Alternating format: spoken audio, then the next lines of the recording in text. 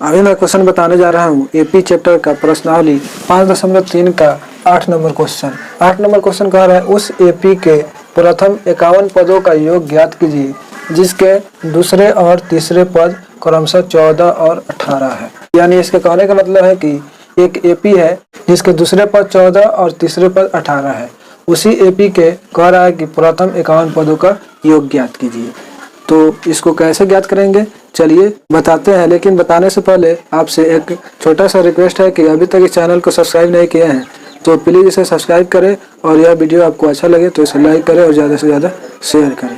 तो चलिए इसको बताते हैं। तो इस क्वेश्चन को बनाने के लिए सबसे पहले यहाँ हल लिख लेते हैं। हल लिखने के बाद इसमें जो जो चीज़ दिया हुआ है पूछा हुआ है उसको लिखेंगे। यहाँ पर लिखेंगे प्रश्न से। प्रश्न से लिखने के बाद सबसे पहले कहा है कि प्रथम 51 पदों का योग ज्ञात करने के लिए, तो इसको लिख सकते हैं S51 यानी इसका मान कोहरा निकालने के लिए। इसमें जो है n का वैल्यू 51 दिया हुआ है यानी 51 पदों का योग ज्ञात करने के लिए कह रहा है। फिर आगे कहा है कि जिसके दूसरे और तीसरे पद यहाँ पर 14 और 18 दिया है, तो दूसरे पद जो है 14 है तो इसको लिखेंगे A2 बराबर 14 यानी दूसरा पद जो दिया हुआ है 14 है।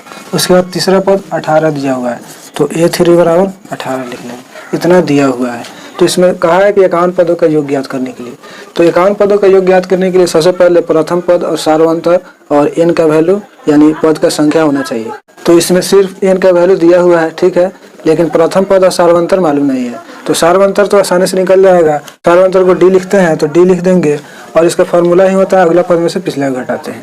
तो यहाँ पर 2 पद दिया हुआ है, दूसरा तीसरा दिया हुआ है, तो इसमें अगला पद तीसरा है और इससे पिछला पद है दूसरा, तो इससे भी निकाल सकते हैं। यहाँ पे लिख सकते हैं A3 माइनस A2 यानी अगला पद में से पिछला को घटाएंगे तो d का वैल्यू निकल जाएगा। तो यहाँ पर लगातार है इसलिए निकल जाएगा, तो निकाल भी देंगे और टाइम का भी बचत होगा। तो लिखेंगे 18, A3 का वैल्यू है माइनस A2 का वैल्यू है 14, तो 18 में से 14 घटाएंगे तो 4 होगा यानी d का वैल्यू 4 हो गया।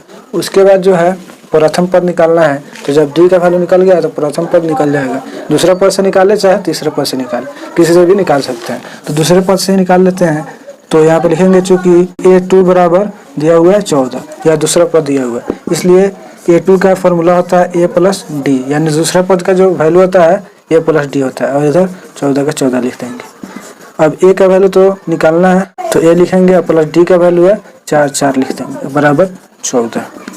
तो A बराबर इस 4 को बराबर के उस साइड भेज देंगे तो 14 में से घटेगा, प्लस में है इसलिए तो इधर -4 लिख देंगे। तो A बराबर 14 में से 4 घटेगा तो 10 होगा, तो इसलिए लिख सकते हैं A बराबर 10। यहाँ प्रथम पद का वैल्यू हो गया 10 और सार्वंतर का वैल्यू हो गया 4 और n का वैल्यू 51 दिया हुआ है। तो 51 पदों का योग अब निकालना आसान हो गया, निकाल सकते हैं।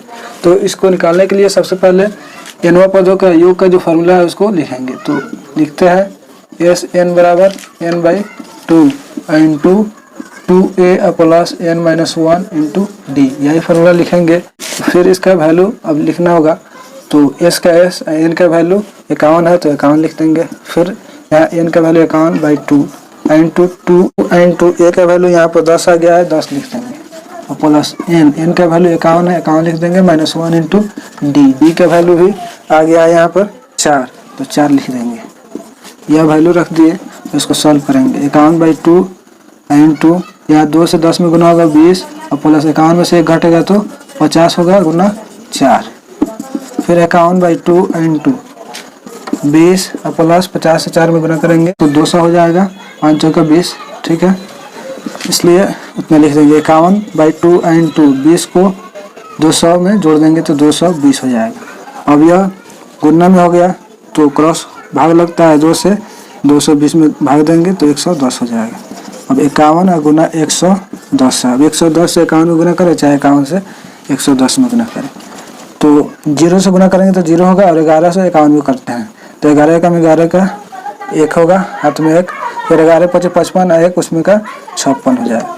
तो इसमें 51 पदों का योग होगा 5610 यानी 5610। तो इस तरह यह क्वेश्चन बनेगा। तो यहाँ पर कहा है कि उस एपी के प्रथम 51 पदों का योग ज्ञात करें, तो उस एपी के प्रथम 51 पदों का योग जो है यहाँ पर है 5610। तो इस तरह यह क्वेश्चन बनेगा। तो दोस्तों यह क्वेश्चन आपको कैसा लगा अपनी राय कमेंट बॉक्स में लिखें और यह वीडियो आपको पसंद आए तो इसे लाइक करें और ज़्यादा से ज़्यादा शेयर करें।